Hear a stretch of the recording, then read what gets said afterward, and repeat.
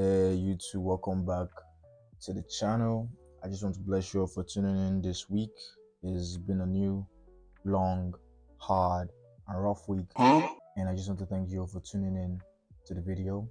Um, just like the title of this video says, I just want to explain every single thing that happened throughout this week, my entries, my losses, my executions, and give you guys one or two lessons to actually take home, because this whole chart is very, very noisy, but with precision we can actually decipher the whole thing. Let's get straight. So one of the first things I actually analyzed when looking at the chart on Monday was from our news event we had for this week. The high impact news we had was FOMC. Sure, you guys knew that already, and I didn't want to take anything before FOMC, so I had to wait till after FOMC. FOMC was on Wednesday, which was this candle over here, and my idea was I wanted to see price remain bullish. But let's not look at my entries now. Let's look at what made me look at charts. And the first thing that made me look at the chart was going over to DXY.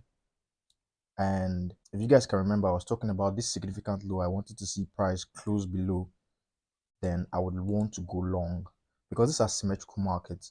If NAS is going bullish, I want to see DXY going bearish.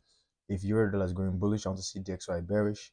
If DXY is bullish, I want to see all these other pairs bearish. So that's what I wanted to see, and that's what I saw first of all, which made me look at the charts. So that box has been ticked already. I waited to after Wednesday, or I actually took this trade on Thursday because Wednesday didn't give me the setup.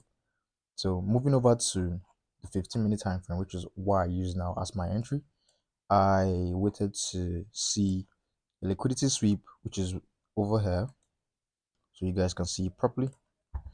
Liquidity, how do I spell liquidity again? I hope I got the spelling correctly though.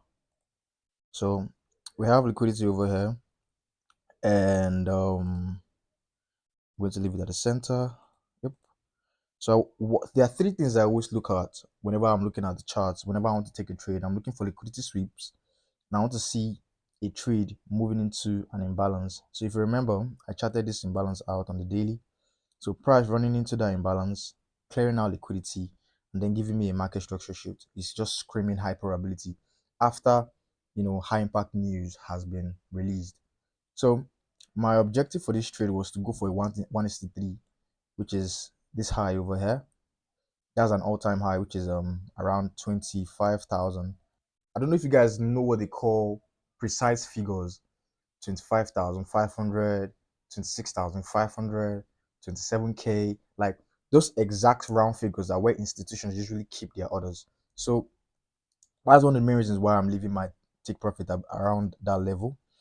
I don't think I missed any trades this week other than the one I showed from last week, which was this over here. And the main reason I didn't take this, I already explained it, was because I didn't see the closure from DXY.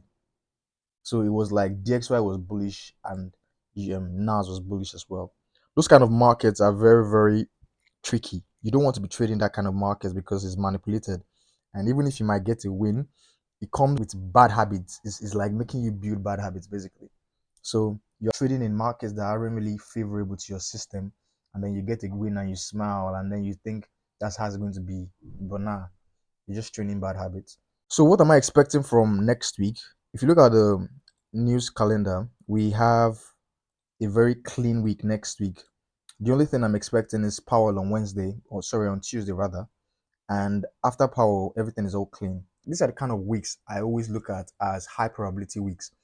The only thing that could change my narrative on markets right now is if this liquidity price took over here was its objective for the month, and now is about to flip bullish.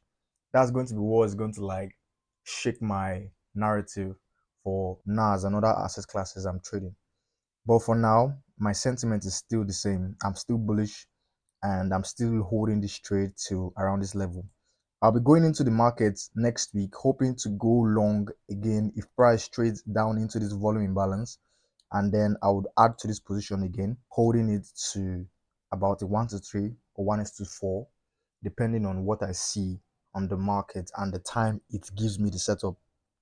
So I have 8% to reach I currently took two trades last week. One was a win. I won't call it necessarily a win because we are still in the trade, but one was a loss, and the loss I took was on gold. So gold was bullish, as you can see. Gold is bullish, and we have a range over here. So trading down into this imbalance after FOMC, I wanted to see price, flip higher. So I waited for my normal rule, which was liquidity, imbalance, and then market structure shift, and everything happened. But like price wasn't just ready to move, so I got stopped out here, and I would have loved to go back in, but there was no liquidity sweep over here before a market structure shift, so I didn't do that. What am I expecting for gold? So if you go to the daily, you can see an inversion fair value gap already. If you don't know what an inversion fair value gap is, I'll make a video and I'll explain what an inversion fair value gap is. So this is an inversion fair value gap, and I treat inversion fair value gaps as like market structure shift when price closes above it. That's how I look at it. And I'm not looking at it based off of guess. This is like things I've worked on and like researched on. So we have this volume imbalance and this fair value gap over here.